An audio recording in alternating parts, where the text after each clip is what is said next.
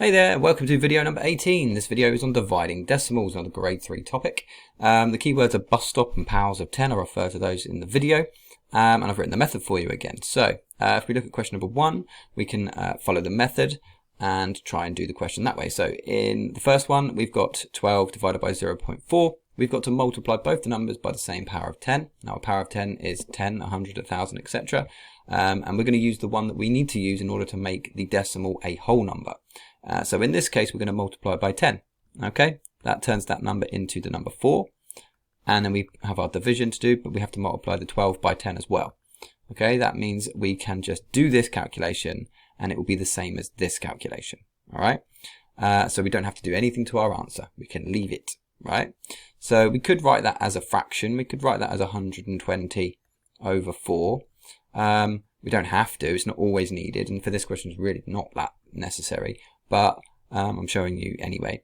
So we can then simplify that fraction. So half both of these numbers, or divide both of those numbers by 2, gives us 60 over 2, which gives us 30 over 1. Right? And we're doing 30 divided by 1. You don't need to use the bus stop method because 30 divided by 1 is 30. Okay, so that's a way of getting our answer. It's quite useful. In question B, we've got 0.54 divided by 0.09. Now we have to multiply that by 100 to make it a whole number, so 54. Okay, and then we're dividing that by, well, we're multiplying that by 100 to make it a whole number as well. And we have to use the biggest power of 10, right? They just happen to be the same in this particular question. So that's going to give us 9.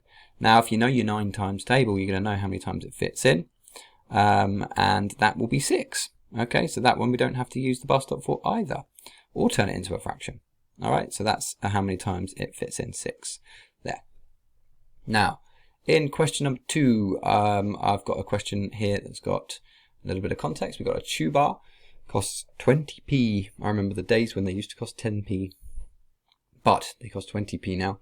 How many chew bars can I buy with £6.40? So we have a decimal number here and a decimal number here. Now the slight issue with this problem, which might not be too much of a problem for you, because it's money and people like dealing with money. It's something you have to do all the time. A slight issue is we've got different units here. We've got £6 and 40 pence and we've got 20p. So I'm going to convert that first of all into 640p. Therefore the units are the same thing. Very important in maths, always keeping your units the same if you're doing calculations with them.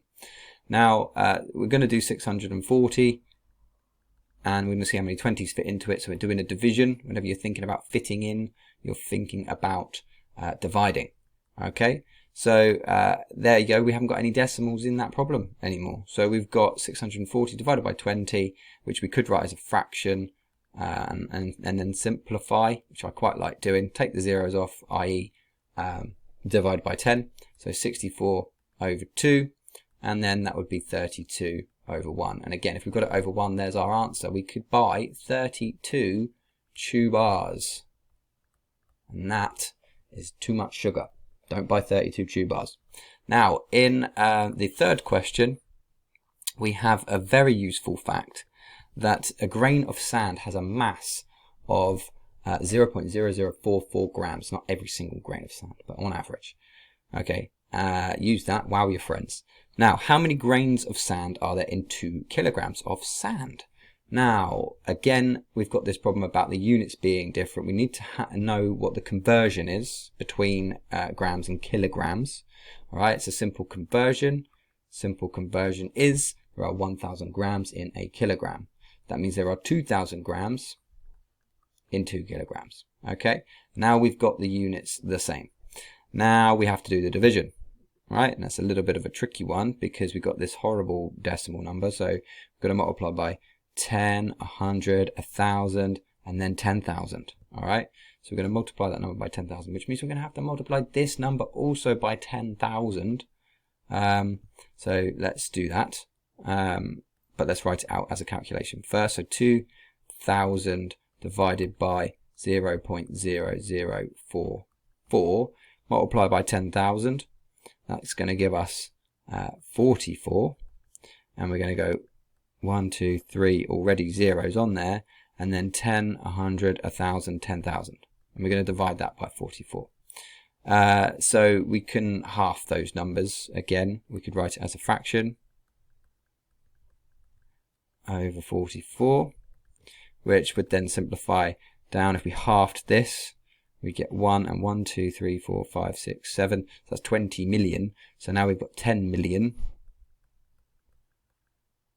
If you half 20 million, you get 10 million over 22. We could half it again. All right, so we're going to get 5 million. 1, 2, 3, 4, 5, 6 over 11. We're going to see how many 11s fit into this. And that's a nicer number to do. I don't like my 44 times table and my 22s. I like my 11s because I know my 11s. All right, so I'm going to see how many 11s fit into 50, or 5 first of all, but no fit into 5, do they? So I'm going to put the 11 there. 5, 1, 2, 3, 4, 5, 6 zeros. 6 zeros in a million. 11 doesn't fit into 5, so carry the 5 over. 11 fits into 50. Well, it goes into 44 4 times with 6 left over. And 11 goes into 60, so it goes in 5 times with 5 left over. And it goes in to 50 4 times with 6 left over. And you can see what's happening here. That's going to be 5 with 5 left over, and that's going to be 4 with 6 left over, and that is going to be 5, and then we're going to have 5 left over, so I'm going to put remainder 5, and that's going to be 5/11ths for our answer. So that's how many grains of sand there, or exact grains of sand there are in 2 kilograms worth of sand. We've got 4, 5, 4, 5, 4, 5, and a part of a grain of sand, 5/11ths. Okay, so it's a very awkward answer, that one. It's an awkward question, isn't it? Okay, so there's a fair bit we've had to do. That's how you do it. Please like the video if you've enjoyed watching it or learned something from it.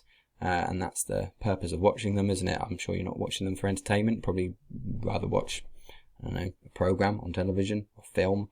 But you're doing this because you want to get better at maths, and I commend you for that. And yeah, like the video, subscribe to the channel, and yeah, keep practicing. All right, cheers guys, and I'll see you next time.